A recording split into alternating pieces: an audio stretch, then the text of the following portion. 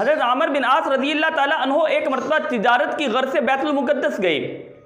वहाँ पर मिस्र से एक राहिब आया हुआ था और वो बैतुल मुक़द्दस की ज़ियारत के गर्ज से आया हुआ था, लेकिन वो बैतुल मुक़द्दस के इर्द गिर्द पहाड़ों पर घूम रहा था। हज़रत आमिर बिन आस भी अपने साथियों के साथ शिकार की गर्ज से उन पहाड़ों पर जा पहुँचे। वो राहिब जो उन पहाड़ों पर घूम रहा था उसे शदीद प्यास लगी। जब उसने देखा आमिर बिन आस रज़ियल्लाहु ताला अन्हो के पास एक मशकीज़ा है तो वो सीधा आमिर बिन आस के पास चला आया। हज़रत आमिर बिन आस ने अपना मशकीज़ा पेश कर दिया। उसने सैर होकर पानी पिया और फिर पहाड़ों में घूमने लगा। हज़रत आमिर बिन आस भी शिकार में मसरूफ़ हो गए। थोड़ी देर बाद क्या हुआ, वो राहिब दरख्त के नीचे एक साए में सो गया। करीब दरख्त के नीचे एक सुराख था, उस सुराख से सांप निकला और वो उस राहिब के करीब आ गया। जैसे ही हज़रत आमिर बिन आस रज़ियल्लाहु ताला अन्हो की नज़र उस सांप पर पड़ी, आपने दूर से तीर के साथ उस सांप का निशाना लिया और उस सांप को वहीं हलाक कर दिया। थोड़ी देर बाद जब राहिब की आंख खुली तो अपने पास उसने एक मुर्दा सांप देखा। वो सांप देखकर परेशान हो गया और वो सीधा आमिर बिन आस रज़ियल्लाहु ताला अन्हो के पास आया और हज़रत आमिर बिन आस रज़ियल्लाहु ताला अन्हो से उस सांप के मुतल्लिक पूछने लगा। हज़रत आमिर बिन आस रज़ियल्लाहु ताला अन्हो ने सारा हाल सुना दिया। वो राहिब बड़ा खुश हुआ और राहिब कहने लगा, आपने 2 मरतबा मेरी जान बचाई।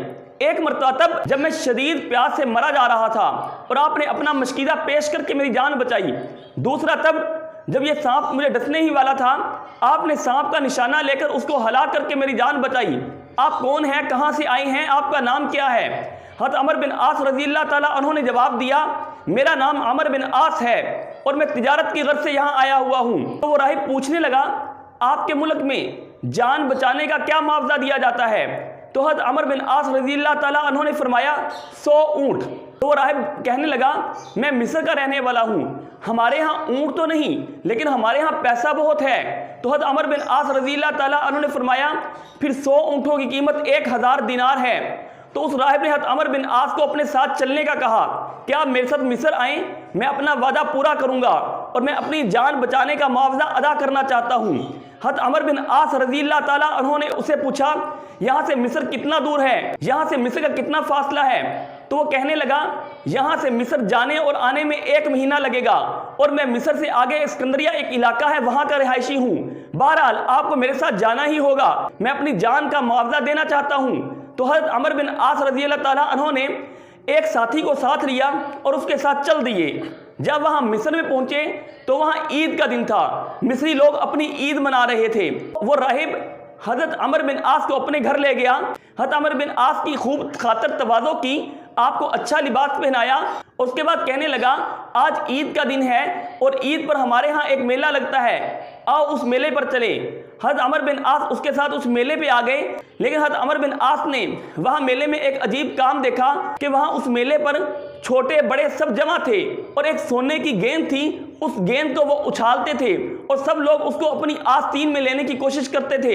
हज़रत आमिर बिन आस ने उस राहिब से उस गेंद के मुतल्लिक पूछा और उस खेल के मुतल्लिक पूछा कि ये क्या कर रहे हैं? तो वो राहिब बोलने लगा, हर साल ईद पे यहाँ मेला लगता है और यहाँ सोने की गेंद उछाली जाती है और सब लोग उसको अपनी आस्तीन में लेने की कोशिश करते हैं। ये गेंद जिसकी आस्तीन में चली जाती है तो फिर हमारा अकीदा है, हमारे बड़ों का अकीदा है कि वो अपनी उम्र में एक ना एक दिन मिस्र का बादशाह जरूर बनता है। लिहाजा उन्होंने काफी मरतबा गेंद उछाली, लेकिन वो गेंद किसी की आस्तीन में नहीं गई। एक बार फिर गेंद उछाली, जब वो गेंद उछाली तो वो गेंद सीधी हज़रत आमिर बिन आस रज़ियल्लाहु ताला अन्हो की आस्तीन में दाखिल हो गई। जब मेले के लोगों ने ये देखा तो सब हैरान हो गए कि हज़रत आमिर बिन आस एक अजनबी हैं, एक मुसाफिर हैं और ये कैसे हमारे मिस्र के बादशाह बन जाएंगे। बहरहाल गेम ख़त्म हो गई, खेल ख़त्म हो गया।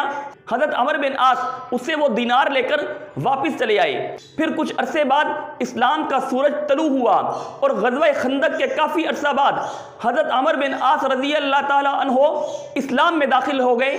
फिर वो दौर करीब आ गया जब इस्लामी फतूहात का एक सिलसिला शुरू हो गया।